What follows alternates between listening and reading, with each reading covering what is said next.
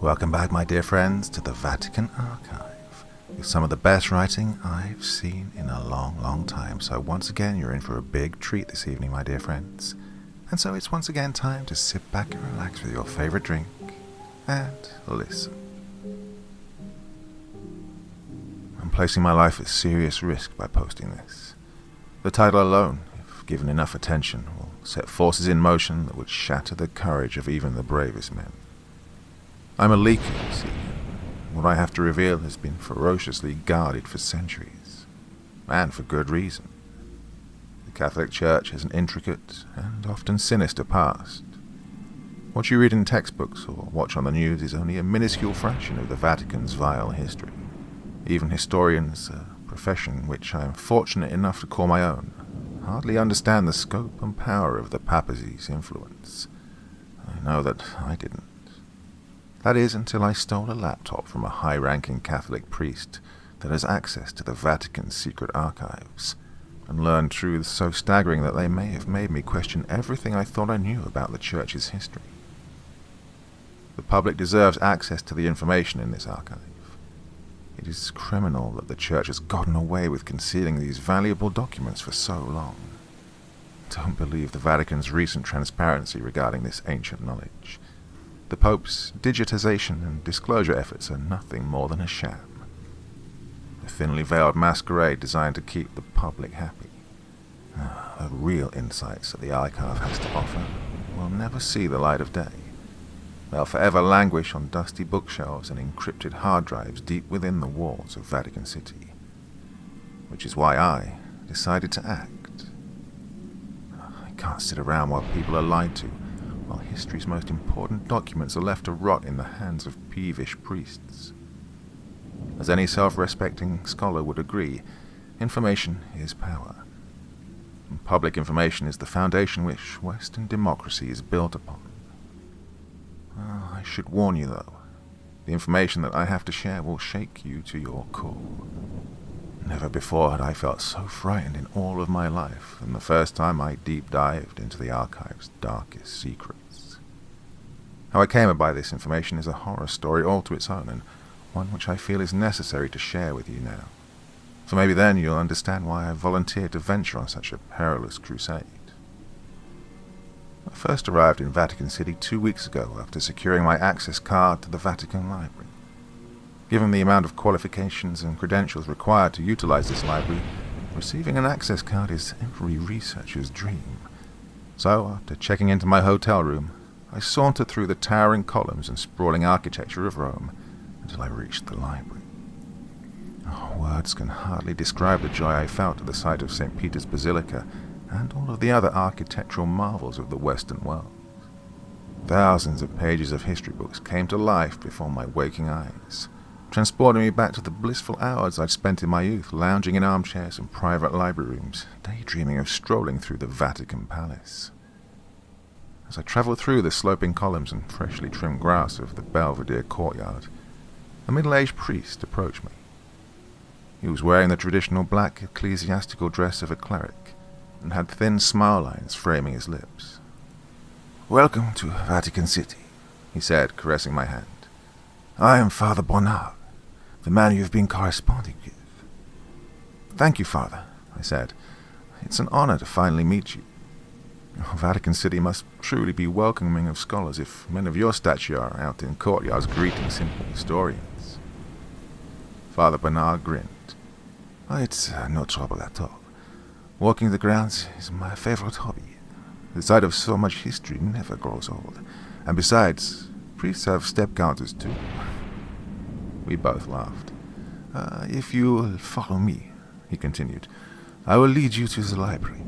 I'm sure you are anxious to begin your research." I followed him through the courtyard and past the sprawling double doors of the library.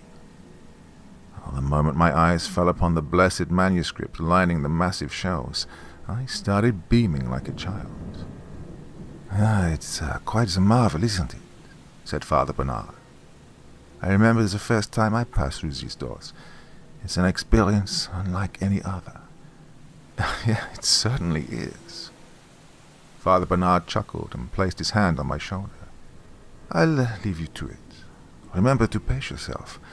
I know firsthand this library's allure. Countless scholars throughout the centuries have burned themselves out, pouring through its endless sea of scrolls. I'll try my best.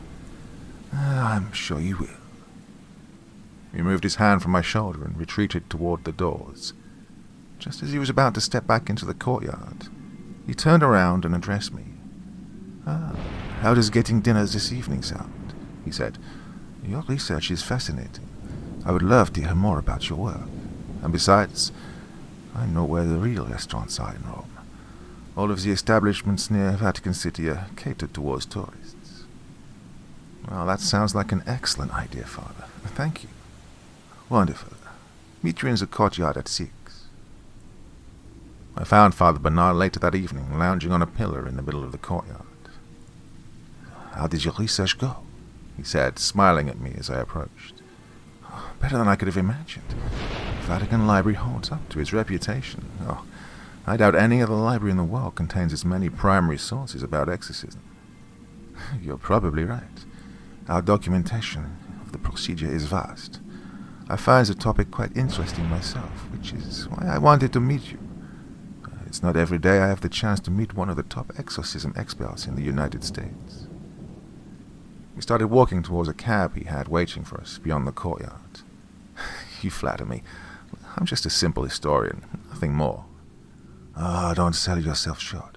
Your work on this subject is stunning. I just finished reading the article you wrote about exorcism practices in 17th century England, and I'm very impressed by it. Your attention to detail is astounding. You really brought those old records to life. I smiled as Father Bernard opened the cab door for me. Thank you, Father. I try my best. And it shows. He lowered himself into the cab beside me. Take us to La Villa, he said to the driver. We arrived at La Villa 10 minutes later and were given a cozy table on the patio, despite not having a reservation. One of the perks of being a Monsignor, said Father Bernard. I sat down and surveyed the panoramic view of Rome before me. In the distance I could see the towering dome of St. Peter's, which was backed by the cascading spires of Vatican City. The dome burned red with the setting sun, and reflected its warm hue onto the surrounding towers by basking the adjacent skyline in scintillating mists of light. Although we were at the fringe of the city, I could still hear the steady din of traffic and pedestrians below. A waiter approached us. Father Bernard addressed him in a steady torrent of Italian that quickly surpassed my limited understanding of the language. I hope you don't mind me ordering for you, he said. I find that it's easier that way. Not at all, I said. Well, I can tell you know what you're doing. I have had some experience.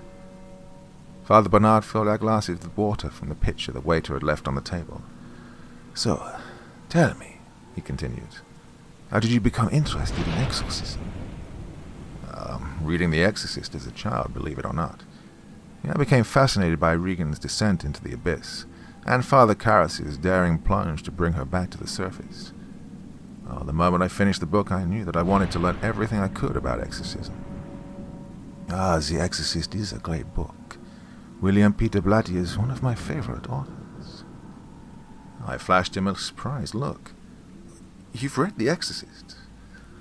Yes, like I told you earlier, my fascination with the subject matches your own. I read everything about the rite that I can get my hands on, including your work. That surprises me. I thought most priests viewed the practice as either a farce or archaic. Some do, yes, but most of us view exorcism as an integral part of the Church's history. It's our primary link with the forces of heaven and hell. Forgive me if I'm being too forward, Father, but I have to ask. Have you ever performed an exorcism yourself? Father Bernard leaned back in his chair and regarded me with dark eyes that reflected the light of the lantern swaying above our heads. I have, he said, many times. My heart rate increased. He was only the third priest I'd met admitting to having performed the rite. The Church preferred to keep the practice a secret, especially in a world dominated by science. what an experience it must be. I'd love to hear your stories. Maybe some other time. Instead, how about I perform one for you? When I saw the boy thrashing in his bed and baying like a donkey, I nearly backed out of the room. The child was obviously deranged. White foam spewed forth from his mouth in thick torrents and pooled on his emaciated chest, which was streaked with grime and shaking from his shallow breathing. His eyes rolled in his sockets like spinning discs as Father Bernard approached him. This poor child's name is Raphael, he said, placing his hand on the side of the bed. I've been performing exorcisms on him for a month now, but to no avail. I watched as Raphael's limbs pounded against the bed like overworking pistons. The leather straps confining him to the stained and sweat-drenched mattress shook violently under the force of his pulling. No amount of reading about possession could have prepared me for such a gruesome sight. Although Raphael was only a child, he looked evil, and had such a palpable look of disdain plastered onto his face that it threatened to strike the air from my lungs. "Will you be able to free him?" I said, forcing myself to take another step into the room. I didn't want Father Bernard to notice my fear. Witnessing him perform an exorcism was a monumental privilege. I didn't want him to regret bringing me to such a perilous task. "God willing, yes," he said. "The demon inside Raphael is vicious, but no more than the good Lord is righteous. I'm confident that in time I will be able to save him from the parasite that has attached itself to his soul." I watched as he pulled a copy of the Rituale Romanum from his pocket and thumbed open the yellow pages. "Brace yourself," he said. "Raphael is a fighter. He bit off his mother's finger last week. If I were you, I wouldn't get any closer." As if on cue, Raphael reared back and spat onto the blanket clustered around his legs. Although his gesture filled me with disgust, curiosity drew my eyes to his saliva like a magnet does steel. Wedged within the phlegm and bile was a human fingernail. "Excusez-moi," said Raphael in a bogus French accent. He then started laughing as if he'd just made the funniest joke in the world.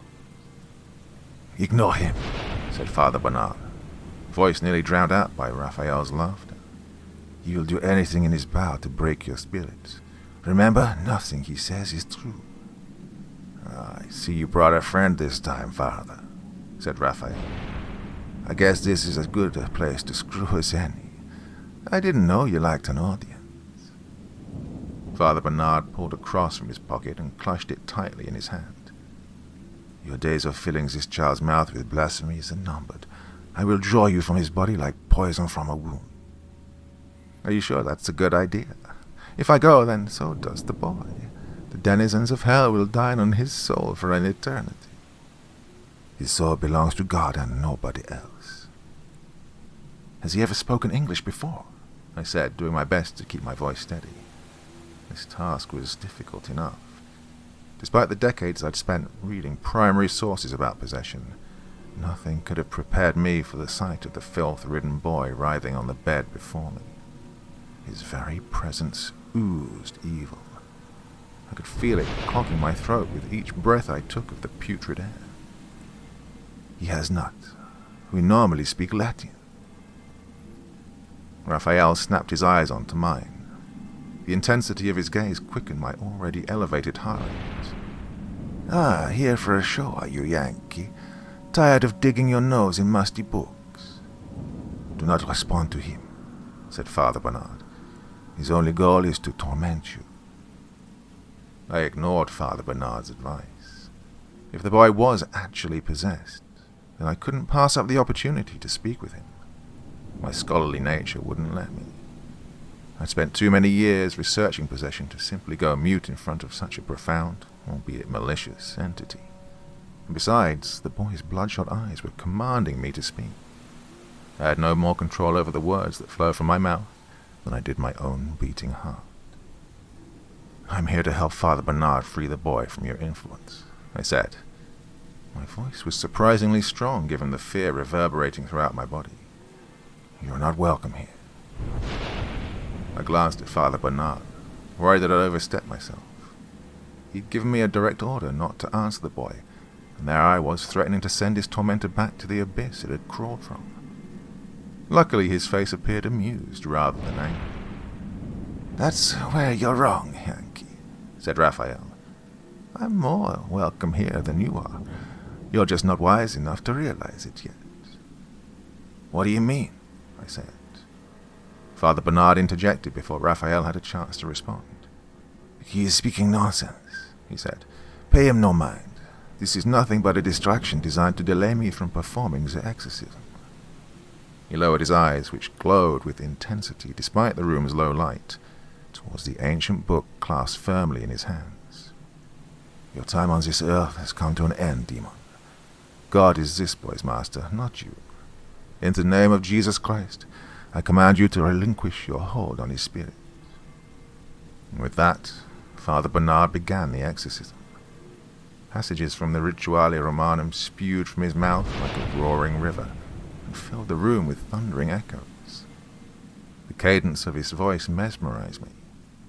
His words were equally terrifying and beautiful, although I couldn't understand the Latin spewing from his lips, especially given how quickly he was speaking.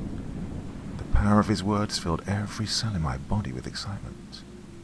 Never before or since had I felt so close to God. Father Bernard outstretched his cross, which he'd been clutching against the back cover of the book, and approached the bed. His voice increased in volume as he walked. By the time he was close enough to touch Raphael's struggling limbs, he was practically shouting. I resisted the urge to cover my ears. Despite the sadistic grin etched onto his face, I could see fear in Raphael's eyes. He no more wanted to be touched by the cross than I did by a surgeon's needle. It was in that moment I learned that even demons tremble in the presence of God. Raphael shied as far away from the cross as his straps would let him. The bed frame creaked from the force of his pulling. "Are you going to let him kill the boy, Yankee?" he said. "If he takes one more step, then I am going to cast the boy to hell." "You will do no such thing," said Father Bernard. "The boy's soul belongs to God and God alone. You are nothing but a parasite designed to corrupt the weak and innocent. I will not stand for it. God will not stand for it." I watched as Father Bernard placed the cross onto Raphael's forehead. Raphael screamed the moment the metal struck his flesh, as if it were a red-hot cattle brand. His eyes rolled in their sockets with such pain and ferocity, I feared that they might pop out. "Relinquish your hold on this boy's spirit," said Father Bernard. "Your time violating his body and soul has come to an end. Return to your master." Raphael released such a guttural scream it made my hair stand on end. I imagined his vocal cords tearing thread by thread, and shuddered. Father Bernard resumed his recitation of the exorcism rites, all the while pressing the cross against Raphael's forehead, as if he was trying to burrow it into his skin. The veins on his neck protruded from the force of his voice. I stood there, motionless, for an indeterminable amount of time as Father Bernard continued the exorcism, until eventually Raphael's body went slack. With a sigh of relief, Father Bernard removed the cross from his forehead and retreated from the bed. "It's done," he said. "It's finally done." We barely had time to catch our breaths before Raphael's eyes snapped back open. He then let out a laugh so sinister it sucked the light from the room. "You're wrong, priest. Our little dance is far from being over. The boy is mine. Not even God can save him." Father Bernard shut the door behind me as we passed into the hall, muffling Raphael's hysterical screams from biting at our heels like a rabid dog. What happens to the boy now?" I said. "For the time being, nothing," said Father Bernard.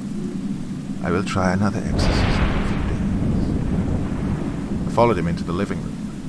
The boy's mother, Angela, hurried over to us the moment we exited the hall, her face contorted with worry. Father Bernard said something to her in Italian, and then tears filled her eyes.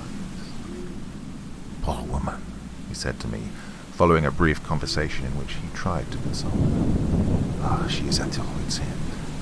It's best we leave now so she and the boy can rest." With a final nod towards Angela, he exited the cottage. Just as I was about to follow him back to the car, Angela rushed towards me and placed a crumpled piece of parchment in my hand. I looked down at the parchment and found the following message scrawled hurriedly in broken English. "Don't trust the priest. He is not what he seems. Please, help us."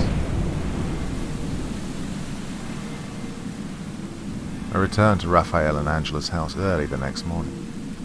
The implications of Angela's note had prevented me from sleeping.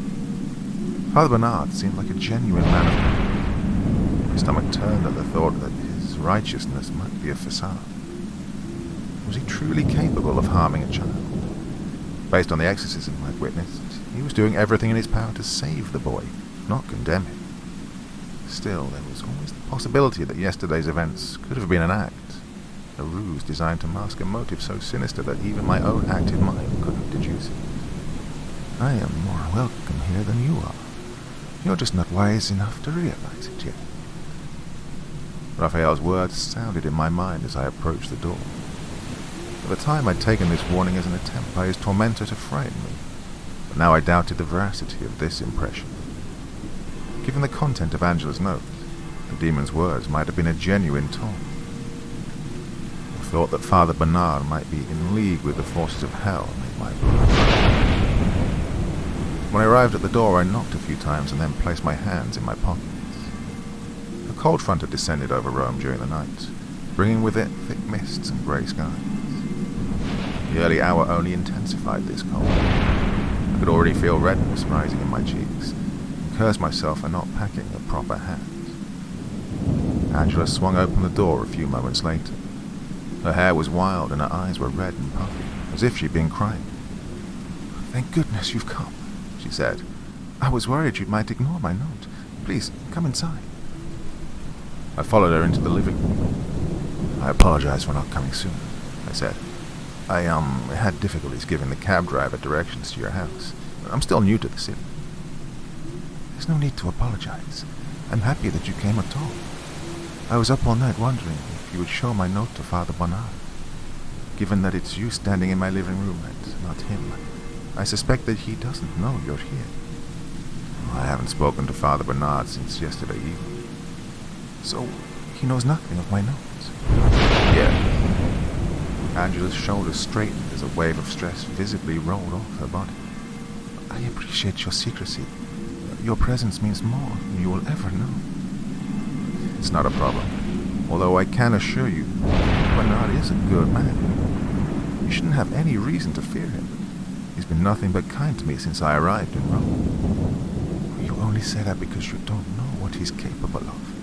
His kindness is only an act. Il suo male non se confine. His evil knows no boundaries." "What do you mean?" Angela sighed and ran her fingers through her greying hair. "He's a bad priest, one of the worst in the city, and that's saying a lot." She paused and locked the door behind us. Then she followed me into the living room. "I'm getting ahead of myself, though. I haven't even offered you anything to drink. Please, take a seat by the fire. I'm sure you're cold." "Thank you." I walked across the room and sat in the rustic armchair beside the fireplace. Pleasure washed over my body as heat bathed. Angela's cottage was simple and well kept. A beautiful tapestry of the Virgin Mary hung above the fireplace, and the walls were dotted with crosses. On the wooden shelf across from me sat a portrait of Raphael. "Care for some coffee?" asked Angela. Yes, please." "One moment." She disappeared into the kitchen and returned a few moments later holding a steaming cup. "Thank you," I said, grabbing the cup. "I'm afraid that I don't have any sugar," she said, sitting down in a nearby chair. "But I added some milk. Is it hot enough?" "It's wonderful. Thank you, Angela." A scream sounded from Raphael's room. The scream was followed by the pounding of wood and creaking of floorboards as Raphael struggled against the straps binding him to the bed frame. "Oh, that poor child," said Angela, glancing towards the room. "He's been through so much pain this month." "So you think he's truly—" My voice trailed off. I couldn't force myself to say the word, especially to the boy's mother. "Possessed. Absolutely. There's no other explanation for his symptoms."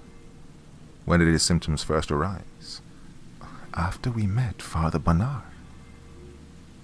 I lowered my cup, which was raised halfway to my mouth, to the end table beside me. "I don't understand. Isn't Father Bernard trying to save him?" Angela let out a distressed laugh. "That couldn't be any further from the truth. He's the one that tainted Raphael's soul." "What do you mean?" "Ever since Father Bernard entered our lives, Raphael's affliction has only gotten worse. Like I told you, he's a bad priest, like so many other priests in this cursed city." Now, let me make sure I'm understanding you properly. You're saying that Father Bernard is the reason your son is possessed? "Yes." I flashed Angela a concerned look. "Oh, you can't seriously believe that. The man's a Monsignor, for Christ's sake." "I know it sounds crazy, but I can assure you, Father Bernard is not the man you think he is. He's evil and he's ruining my son's life." She placed a hand over her mouth to stifle a sob. "Oh, Raphael is a good boy. He doesn't deserve this fate. He's not the only innocent soul being tainted by the church, though. There are whispers of possession cases just like his popping up all over the city. Everybody knows that the church is responsible, but nobody has the power to do anything about it. The church controls everything around here, from the police to the politicians." Well, if that's the case, then what good can I do you? From what you're saying, the police can't even help him. "You're a foreigner, which means you're not corrupted by the Vatican's influence. Take Raphael back to America with you, please. He'll be safer in your country. What you do with him when you get there is up to you. Drop him off at an orphanage if it suits you. Just rescue him, please, from the priest. I beg you." Angela's tears, which had been slowly building throughout our conversation, began to fall full force. "Look, I want to help you, Angela, but what you're saying is impossible. I would never be able to get him past customs. That's not even taking into consideration his condition. Bringing him with me would do him more harm than good." "You don't know that. I'm sure you can find a way to smuggle him into America if you think long enough. I'll give you all the money that I have. It's not much, but it's more than enough to pay for his keep." "I'm sorry, Angela. I can't do it." Raphael screamed so loud that it made both of us jump in our seats. "Do you mind if I go and check on him?" I said. "Not at all," said Angela, wiping away her tears. "That's very kind of you." I walked towards the hallway beside the kitchen. Raphael's room was at the end of this hallway, and I approached the weathered wooden door on silent feet and turned the doorknob. The moment I entered the room, I nearly vomited. Never before had I encountered such a foul smell. I felt like I'd walked into a room filled with spoiled meat and raised my shirt above my nose. I glanced down at Raphael. Even though the boy appeared to be asleep, his limbs writhed every few moments, as if he were covered in ants. Bed sores lined his entire body, and his wrists and ankles were severely bruised from his straps. In short, he looked like a living corpse. "Oh, you poor child," I said under my breath. I lowered my shirt and approached the bed. Pity filled me as I stared down at the child's emaciated frame. So moved was I by emotion that for a moment I considered agreeing to Angela's plan. Deep down, though, I knew that this plan was impossible, and mourned the terrible situation that Raphael had been dealt. Just as I was about to return to the living room, I heard a loud knock drift in from the entryway. Angela raced through the door a few seconds later, face pale. "It's Father Bernard," she said, voice rushed. "You need to hide, quickly." I hurried over to the closet on the other side of the room, moving as quietly as possible to avoid waking Raphael. The last thing I needed was for the child to regain consciousness and betray my presence to Father Bernard. For all I knew, they might be working together, although for what purpose I shuddered to think. I shut the door behind me and listened as Angela welcomed Father Bernard into the house. Her voice was pleasant, but the fake kind of pleasant that betrayed her as a hostage. Never before had I felt so sorry for another human being.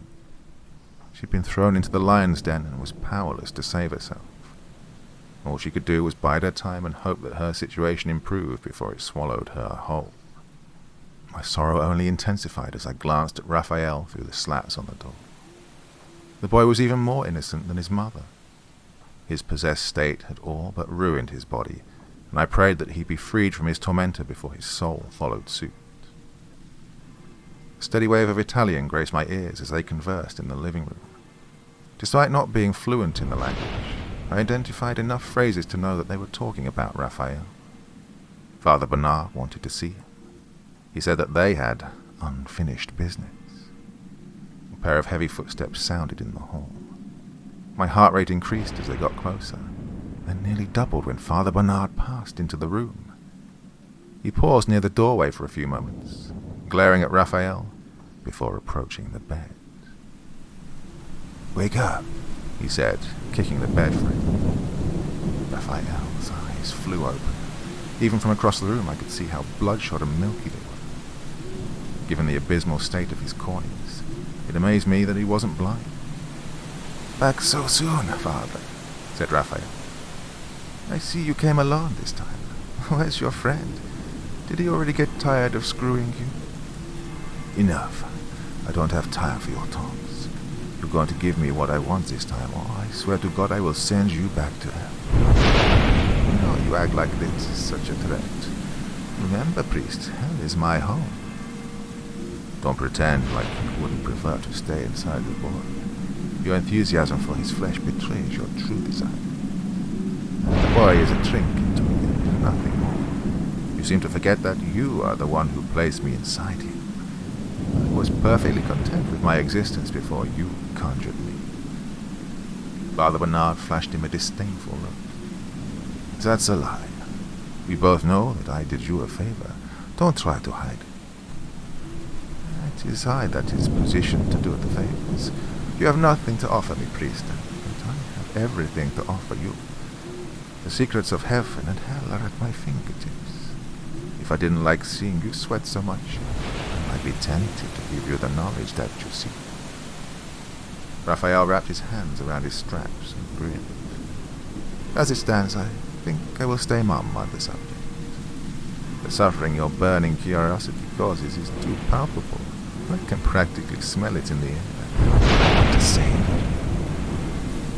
Father Bernard pounded his fists on the mattress so hard the floor creaked.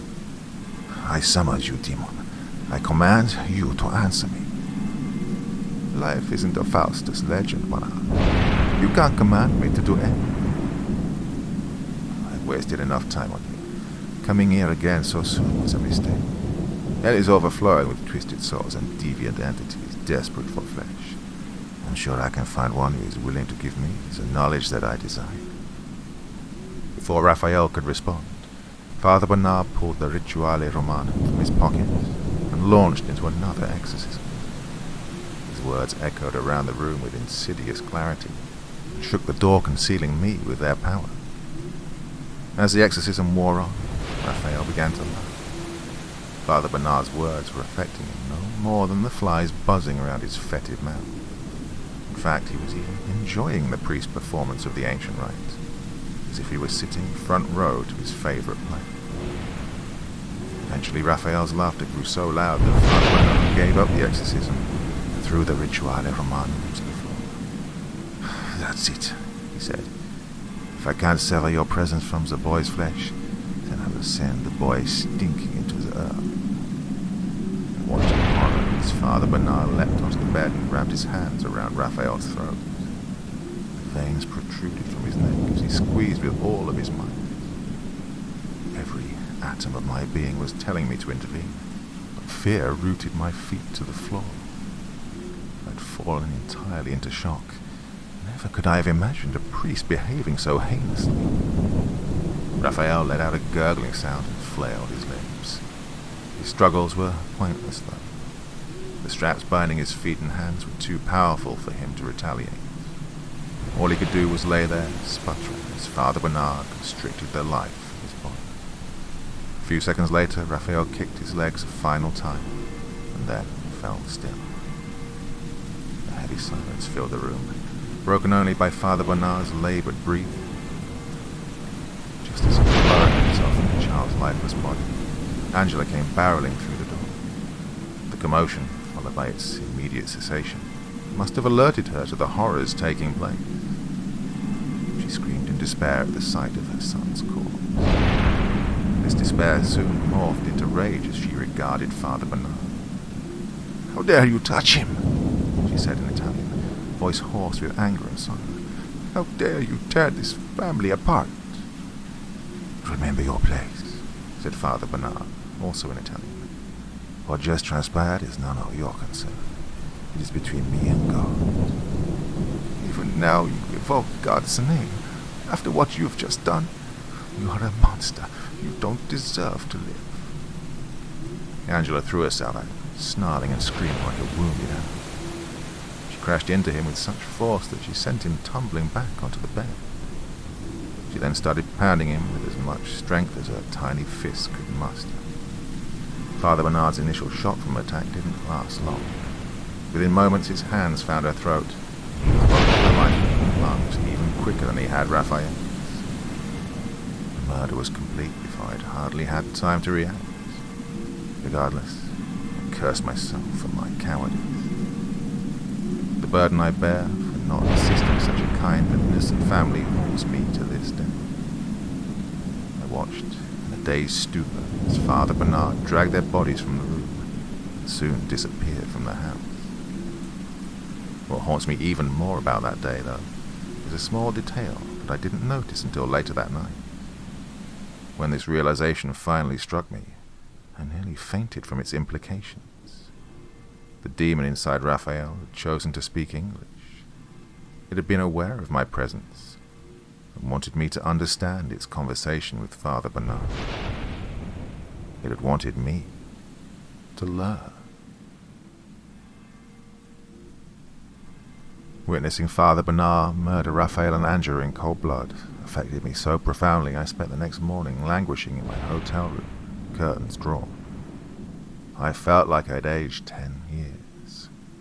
Dark-colored bags framed my eyes and stress lines dominated my forehead. My entire body ached with nervous energy. At any moment I feared that Father Bernard might come crashing through the door, pale hands outstretched and threatening to tumult me into the abyss. No matter how hard I tried, I couldn't banish the memory of Raphael and Angela's lifeless bodies from my mind. Every time I closed my eyes, their swollen throats and bulging eyes sabotaged my awareness. Guilt for leaving them to their fates haunted my every breath. I cursed myself for doing nothing to save them, and wished that it was myself that Father Bernard had throttled to oblivion instead of such a sweet and innocent family. In the rare moments that I wasn't crippled by guilt, my mind swam with questions. What information was Father Bernard after? And why was he using such despicable means to obtain it? The answer to these questions eluded me, despite my best efforts to deduce them. All I knew was that whatever he was after, he would stop at nothing to get it. Even more pressing was the question of why Raphael had chosen to keep my presence hidden from Father Bernard. The entity had obviously wanted me to witness the wayward priest's true behavior. But why? Had it simply been toying with me, or did it expect me to act on such a terrifying revelation? Questions surrounding the demon's motivation tormented my every breath and burned my mind with uncertainties. I desperately wished that I could report the matter to the police and be done with it. Given my conversation with Angela, though, I knew such an easy solution was impossible. Stopping Father Bernard was my burden to bear, whether I liked it or not. As the day wore on and my anxiety increased, I decided to return to the Vatican Library. Continuing my research, I was compiling an anthology of primary source documents about exorcism would hopefully clear my head. So I donned my coat and entered the brisk Tuscan air. When I arrived at the library, I was surprised to find it practically empty. Less than a dozen scholars were milling about the shelves, and even fewer were sitting at the tables interspersed near the library's rear. Pleased with the solitude I was about to enjoy, I selected a manuscript detailing an exorcism that had taken place in Paris in the 30s, sat down and began to read. Before I'd even finished the first page, I heard a chair rustle directly to my right. I looked up and nearly jumped when I saw Father Bernard sitting down next to me. "I thought that I might find you here," he said, straightening his collar. "I neglected to ask you which hotel you were staying at." His sudden appearance filled me with dread, but I somehow managed to keep my wits and respond. "Hello, Father," I said. "What a pleasant surprise." "The pleasure's all mine. I hope I'm not disturbing you." "Not at all. I always have time for a friend." "Excellent." Father Bernard paused and crossed his arms on the table. "There is some news that I've been meaning to share with you," he continued, "and it's rather tragic, I'm afraid." "What is it?" "Angela and Raphael are dead." I feigned a look of surprise. "Dead? How?" "They were murdered last night in their home. The police are there investigating now. So far, they don't have any leads. The crime appears to be random, which is not surprising given the current state of the city. My guess is it was a petty burglary gone wrong. It happens all the time." "Oh, that's terrible, especially after everything you've done to help them. Well, it's a shame that you weren't able to save the boy." "I agree. The situation is tragic. I would hang the criminal myself if I wasn't a man of the cloth." "Well, as would I." Father Bernard nodded and tapped his fingers against the table. "Have you eaten dinner yet?" "I haven't." "Neither have I. What do you say we return to my room? I've got some pasta I can prepare." "I don't know, Father. I'm feeling rather tired. I was thinking of returning to my hotel room and going to bed early this evening." "Nonsense. No friend of mine will go to bed on an empty stomach. And besides, I've been dying to ask you about your research.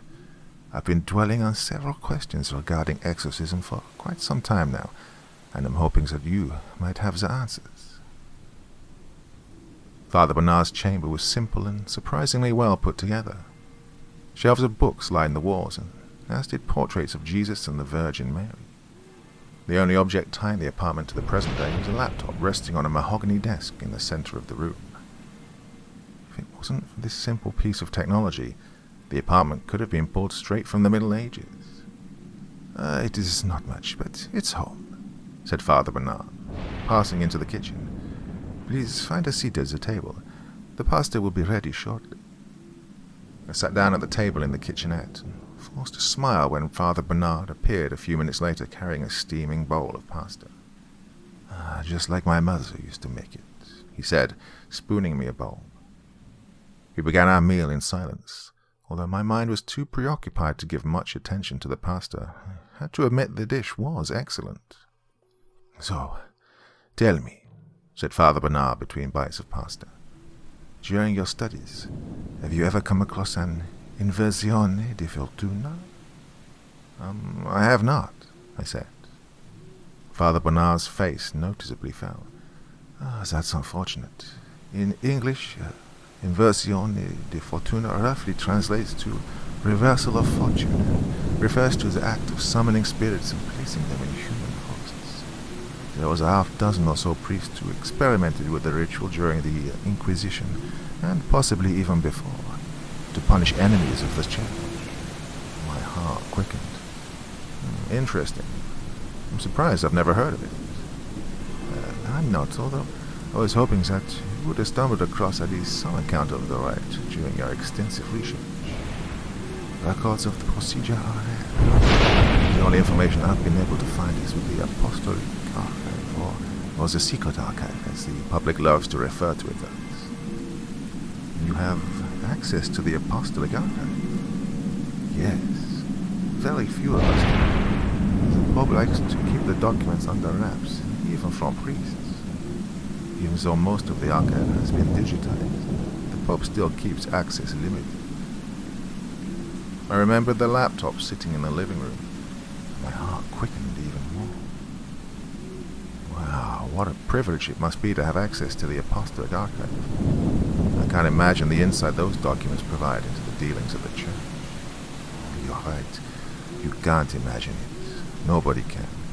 I'm a priest, and even I was floored by the information in the archive. I have to ask. Your interest in this Inversione di Fortuna rite intrigues me. How did this interest begin? Father Bernard was silent for a few moments. When he spoke again, his voice was soft. "It's a Bible," he said. "Ever since I was a child, I have been fascinated by the titans of the Church depicted in that book.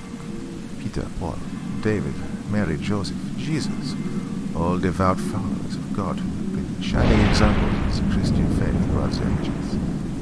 I've always wondered what it would be like to talk to these saints, what insights they could give into the metaphysics of heaven and hell. Given the immense span of time separating my life from theirs, though, these conversations are impossible. Regardless, I keep asking myself, what if there was a way to communicate with them? What if I could learn the secrets of heaven and hell, despite my imprisonment on earth? That's where my fascination with the Inversione di Fortuna rite began. Although the procedure has only been successfully used to conjure demons, what if it can be used instead to summon angels? What if by the simple twisting of a phrase we could replace a soul with poles instead of varlex? Can you imagine how much of a gift that would be? A loud thud sounded from the bedroom, cutting off his words. "One moment," said Father Bernard, rising from his feet. "I think that something must have..." The bedroom door swung open and crashed against the wall, freezing the words in his throat. Standing in the hallway were Raphael and Angela, flesh pale and throat swollen. Their hair was wild and unkempt, and their clothes were covered in blood. Behind them lay an overturned bed, revealing an open trapdoor leading into the floor. I reared back from my chair and stumbled towards the living room. Angela and Raphael's sudden appearance shocked me beyond words. They were supposed to be dead. I'd watched their eyes go dark and their bodies go limp. Yet they were there, standing in the doorway, bodies pale and twisted, but very much alive. "This is impossible," said Father Bernard, rising so quickly from his chair that it went plummeting to the ground. "I had you both secure." "The chains are weak, Father," said Angela. Her voice was morphed beyond recognition. "Did you really think they would hold us forever? Not even God is that powerful." "We refuse to rot in the cellar," said Raphael. "If you truly want to learn the secrets of hell, then you can find them out for yourself. Hell always has room for one more soul, especially a priest." They sprinted into the dining room and tackled Father Bernard to the ground. Bernard screamed as they sank their teeth into his skin. I watched in stunned silence as they eviscerated his flesh like rabid animals. Blood poured down his arms and legs in velvet streams. Soon his black tunic turned a deep red and adhered to his body like a new layer of flame. No matter how badly my desire to flee from the apartment raged, my feet remained glued to the floor. I felt like a child who had just snuck into their first horror film. My eyes were transfixed by the frightening scene in front of me. I couldn't look away even if I tried. With a roar that caused the hair on the back of my neck to raise, Father Bernard plunged his hand into his pocket. He dug around for a few moments, body twisting as he tried to break free from his assailants, before producing a glass. "In the name of God, my Father," he bellowed, spinning open the cap with surprising dexterity. "I command you to release me." He poured the contents of the vial directly into Raphael and Angela's faces. They screamed in pain as the liquid doused their skin and went scrambling to their feet. Despite my hatred for Father Bernard, I had to give it to him. Using his holy water as a weapon was a clever move.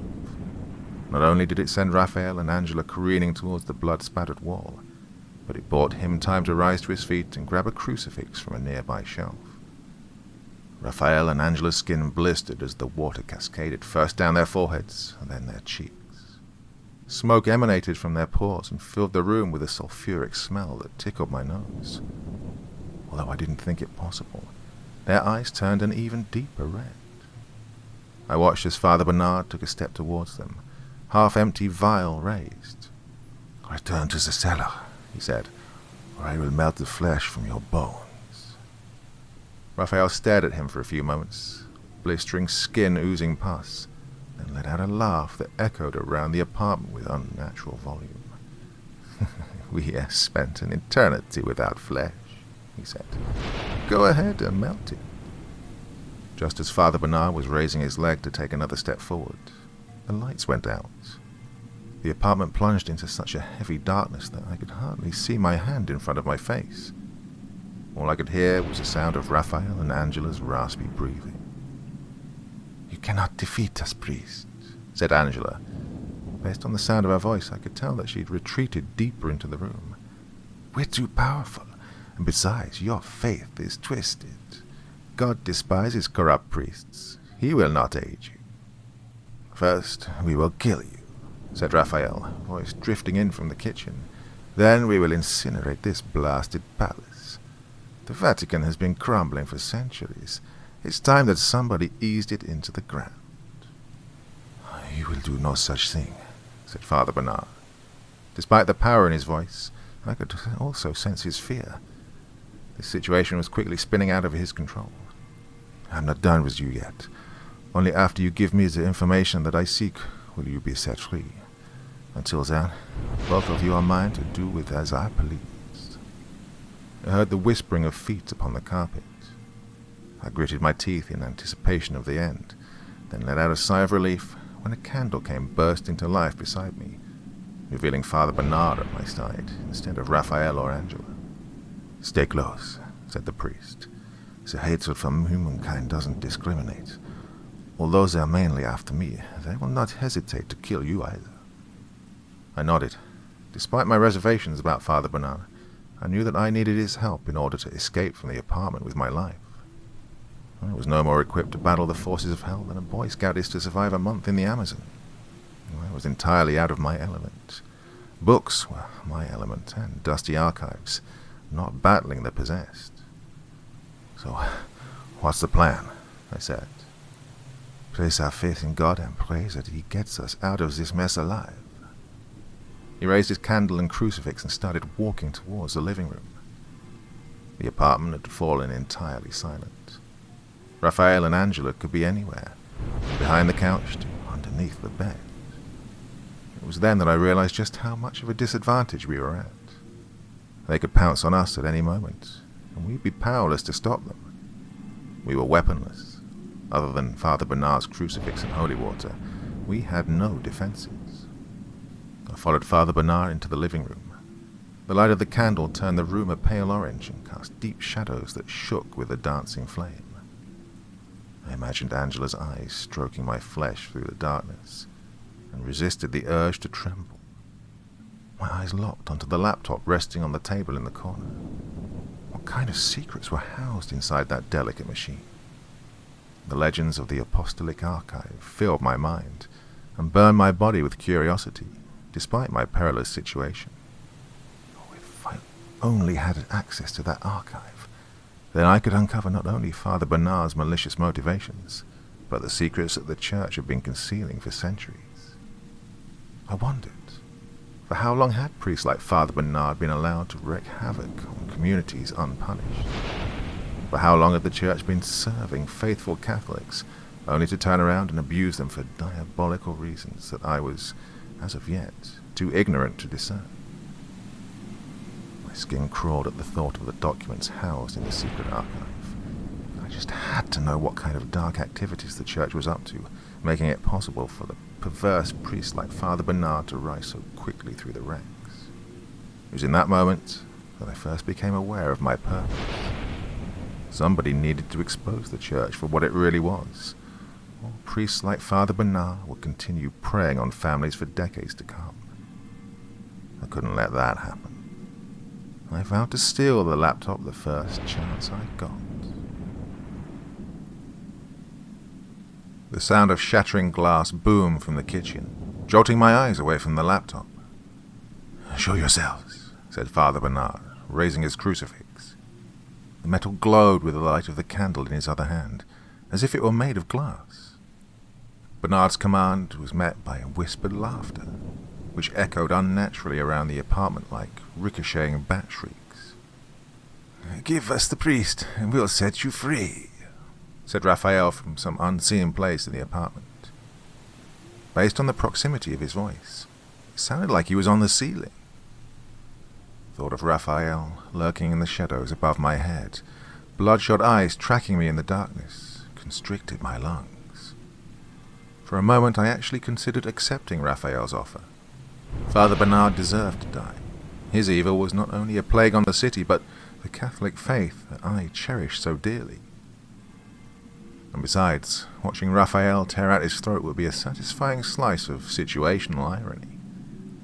Father Bernard had damned the boy's soul to hell, so why shouldn't the boy get to do the same? Why not let him enact justice, Hammurabi style, on the priest's unsuspecting flesh? That I considered facilitating such a heinous act, even for a moment, filled me with shame. How could I let fear, no matter how palpable, mutilate the ethics of my faith? If the situation would have allowed it, I would have supplicated myself below the portrait of Jesus Christ to my right and begged for forgiveness until my throat turned raw. As it stood, I only had my guilt to show for my penance, which I offered up to the Lord like the ancient goat sacrifices of the Hittites. Father Bernard must have sensed my temptation and my subsequent guilt, for he smiled at me wanly through the shadows blanketing his face like a thick mist, as if he were forgiving me for thinking of throwing him to the wolves. "Consider my proposition wisely," said Raphael. "Remember, I'm the one who revealed the priest's true nature to you. I could have announced your presence yesterday as you hid in the closet, but I wanted you to witness the perversion of your faith. Our goal is the same. We both want to overturn this decaying sepulchre that is Catholicism, starting with the sadistic priest standing beside you now." Father Bernard snapped his piercing eyes onto mine. "What is he talking about?" he said. My cheeks burned with embarrassment. No matter how hard I tried to think of a response, I didn't know what to say. I felt my mouth had been wired shut, and stood there silently beside Father Bernard like a frightened mute. Luckily, Angela's voice broke the silence that had descended over the apartment, saving me from having to speak. "My companion is too merciful," she said. Her hoarse voice assaulted my ears with dagger-like stabs. "I will kill you both. Then I will send your souls plummeting into the darkest pits of hell." I watched in horror as Angela suddenly lowered from the ceiling.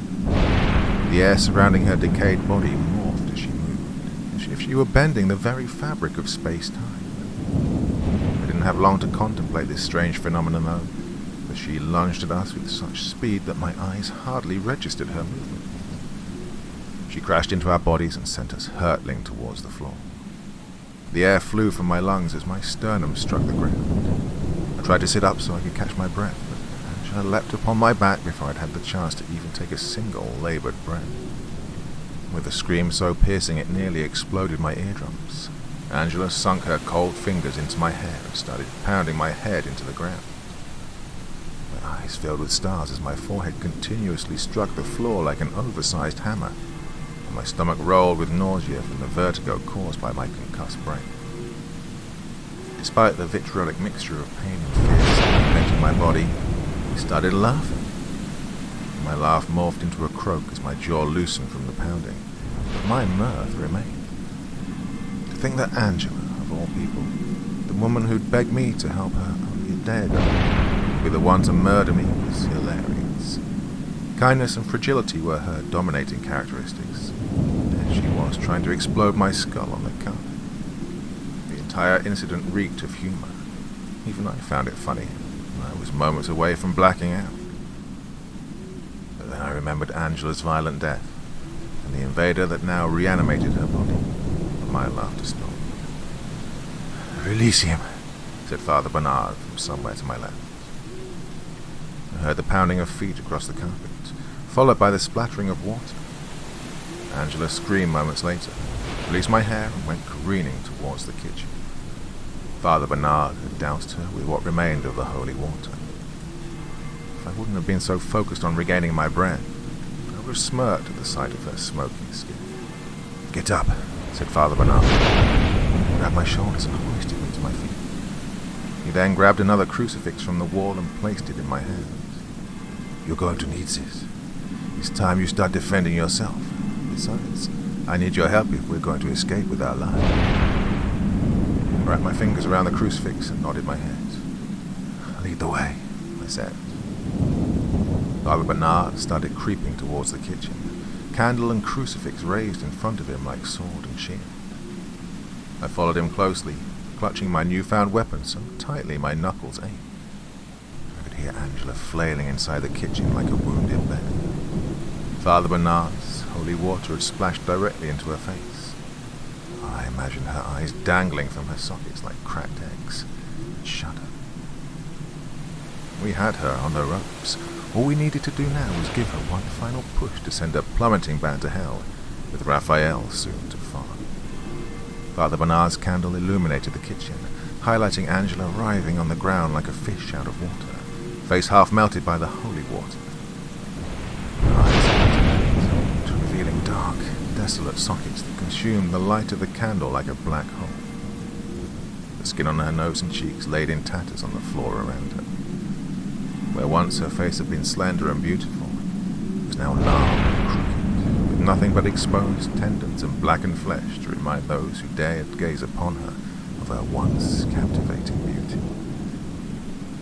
We paused next to the pitiful corpse and stared down at it with contempt, minds silent and debating how to put it out of its misery.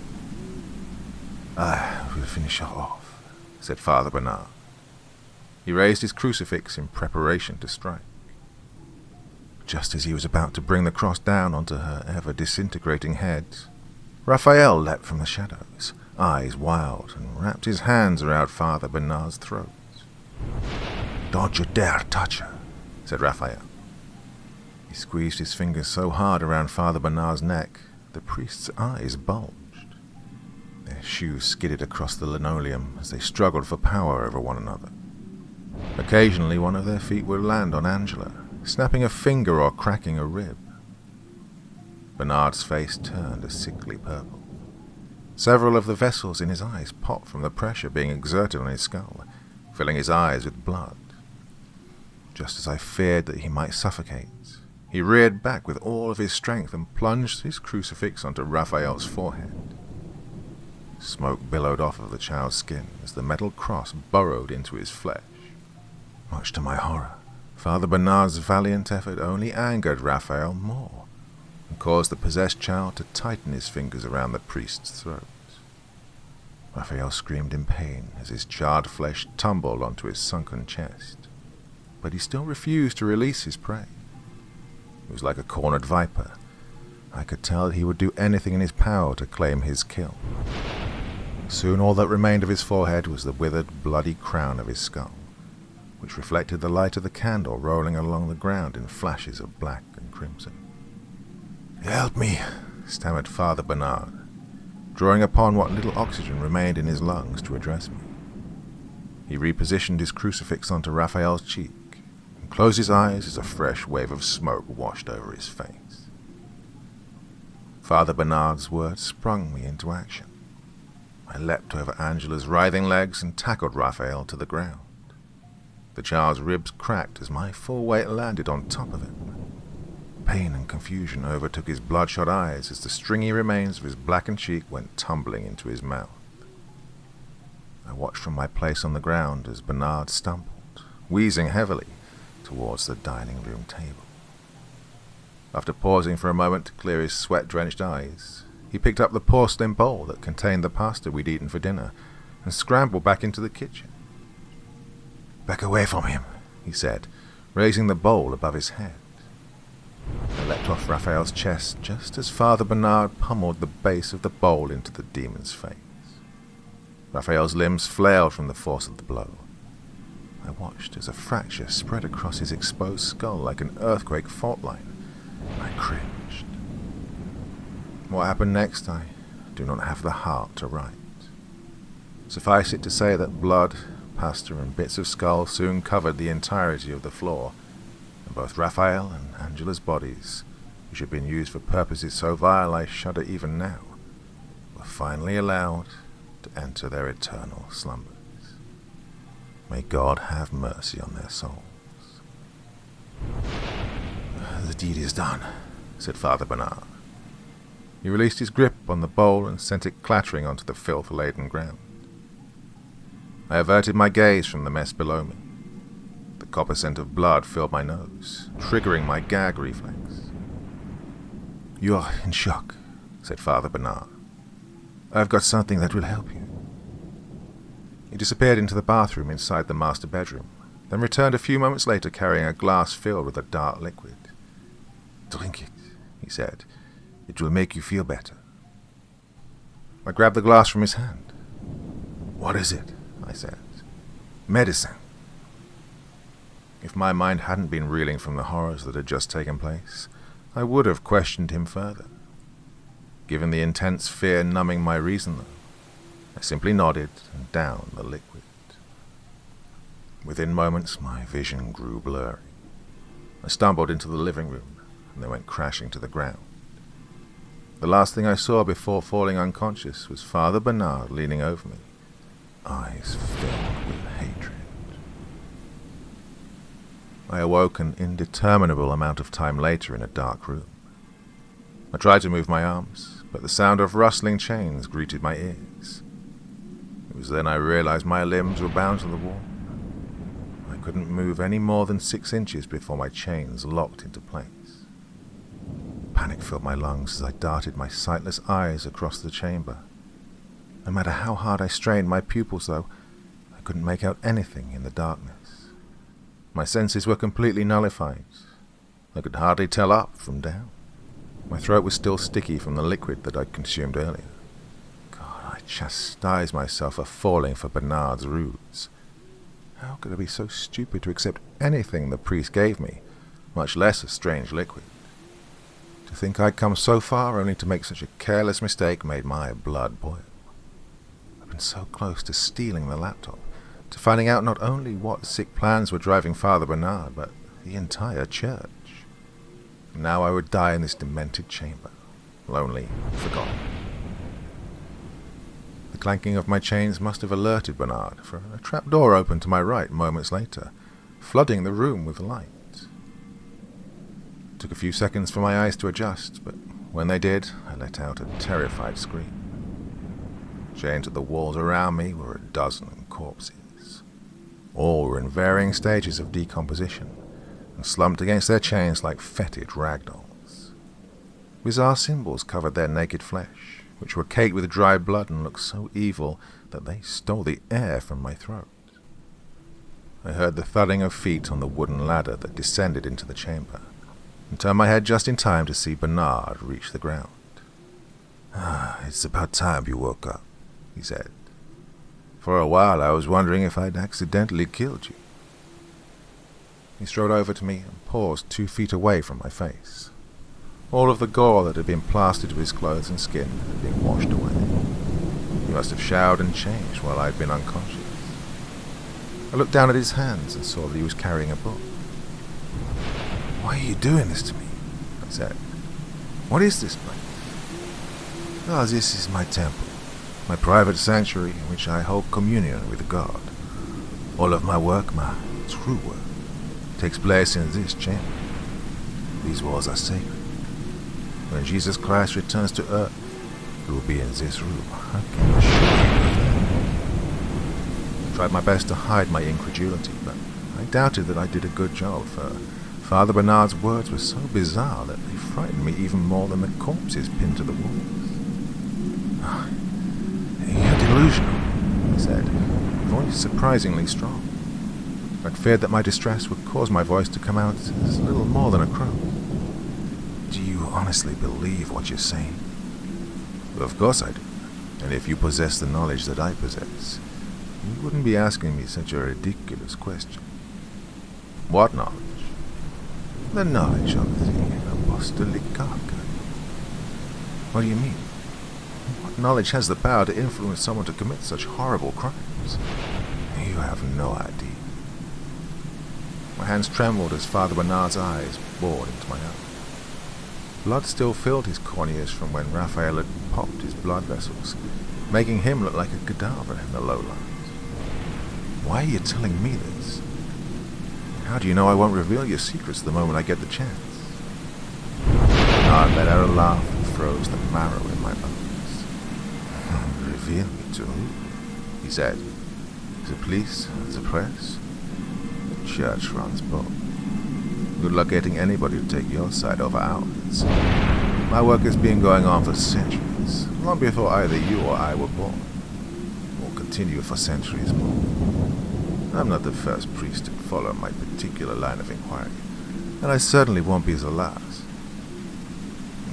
Even if you could convince anybody that I've committed the horrible crimes that you say I have, though, it matters not. Your life is rapidly coming to a close. Any revelations that you have uncovered about myself or the church will follow you to your grave. If killing me is your plan, why'd you bring me down here? Why didn't you just slit my throat or pierce my heart while I was unconscious? Would have saved you a lot of trouble. Father Bernard tightened his grip on the book. I need your flesh. The inversione di fortuna rite works best while the subject is still alive. I can make use of corpses, yes, but results are often unpredictable. I don't need another incident like what happened downstairs. How Raphael and Angela escaped from their chains, I do not know. All I know is that you won't be so fortunate. He thumbed open the mysterious book to a yellow page near the center. Try not to look so bleak. You never know. With the adjustments I'm going to make to the wording this time, maybe St. Paul will commandeer your body instead of a Belial. Before I had a chance to respond, he started reciting a passage from the book. Ancient Latin phrases reverberated around the chamber, sending my hair on edge. I felt like a pig being led to slaughter, but resisted the urge to scream. As Father Bernard continued reading the rites, I felt a tingling sensation ripple across my body. This tingling started in my toes and within moments had passed through my cranium. Never before had I felt so violated. I felt as if something was writhing underneath my skin.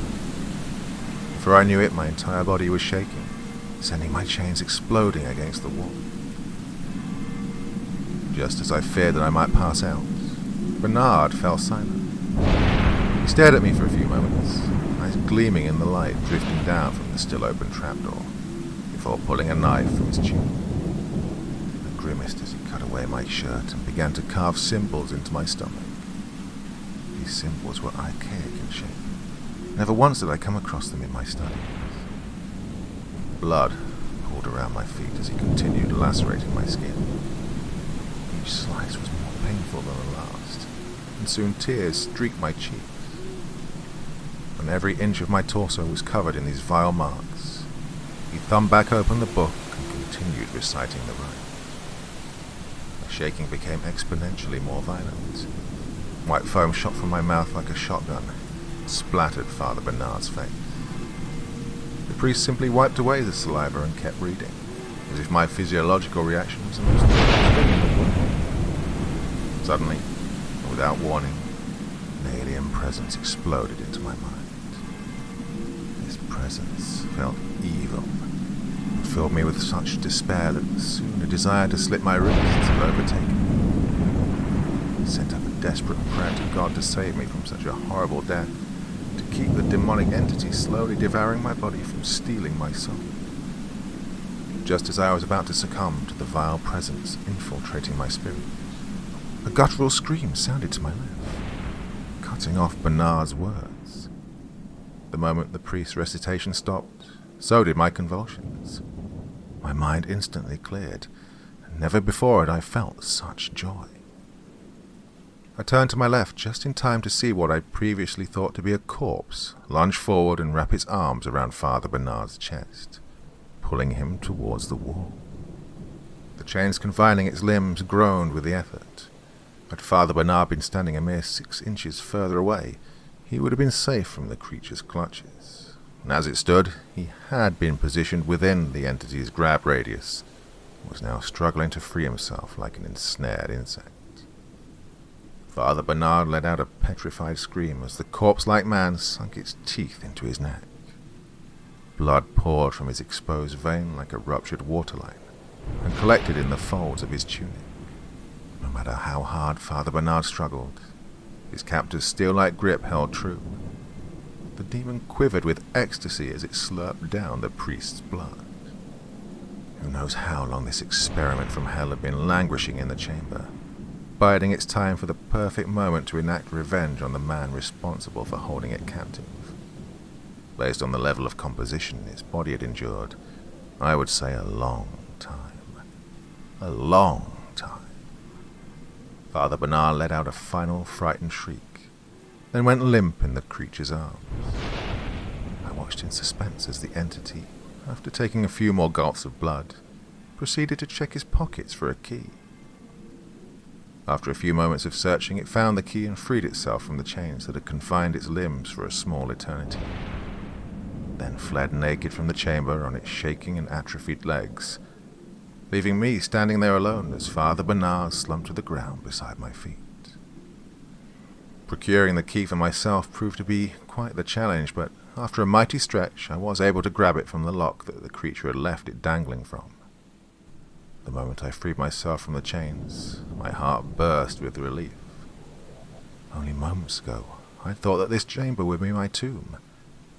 That I was now free filled me with such joy that my hands shook.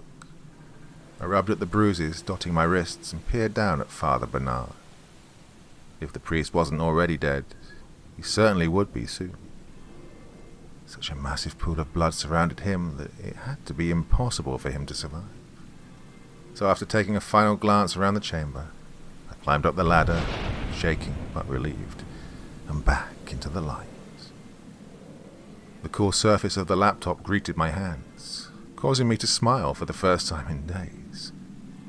I rummaged through the desk drawers for a few moments and laughed with delight when I found a small slip of paper that contained all of Father Bernard's login information. I powered on the laptop. After a few minutes of searching the computer's hard drive, I located the apostolic archive and signed in. Such a wealth of documents populated the screen that my heart started palpitating. Now wasn't the time to peruse them, though. I was still in danger. I needed to return to the safety of my hotel room before a word of Father Bernard's death had spread.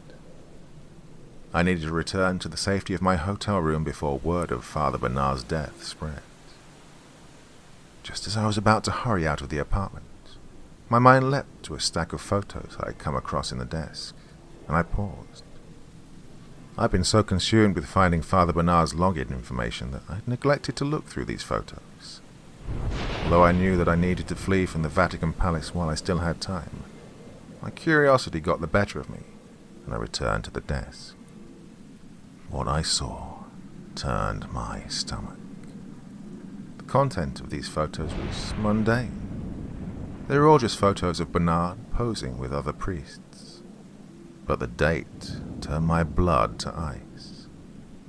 1886. Ever since stealing the laptop, I've been on the run.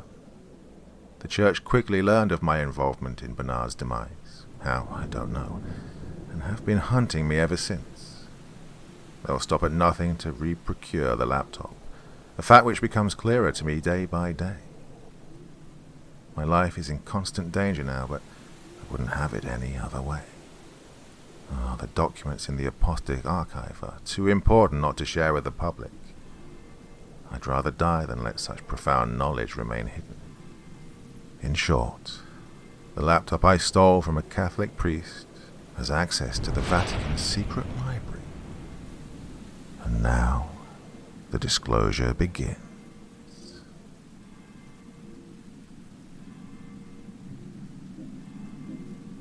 So brilliant, brilliant stuff there. So fantastically written. I can't tell you what a difference it makes as somebody reading these out live when the person who has written it writes really well. Everything just flows. It's a beautiful, beautiful experience. Just to be able to read something really well written, just like that was. Fantastic. Please go visit Daily Horror Stories, the YouTube channel of the author of that. Brilliant, brilliant work. And he's reading his own stories as well. And I'm throwing my weight behind him to try and build up his subscriber level and support as quickly as possible. Well worth it. And what else tonight? Oh yeah, very, very big shout out to the one and only Andy J.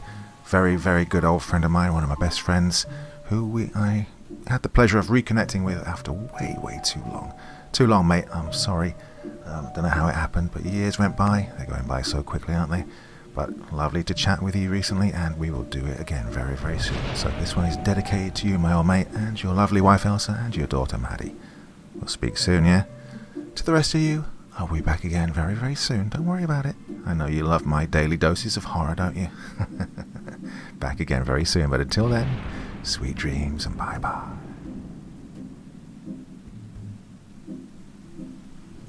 Thank you so much for choosing to spend your time listening to me. Now, if you enjoyed the Dr. Creepin experience, then come find me on Facebook. Come chat with me on Twitter. Listen to the background music and download it if you like on SoundCloud. Drop by the store, pick up a t-shirt. And, importantly, if you've got a story you'd like me to read, send it to Dr. Creepin's Vault, the subreddit I set up so that I could read your stories. Now, looking forward to seeing you all again real soon. So, come check me out, okay?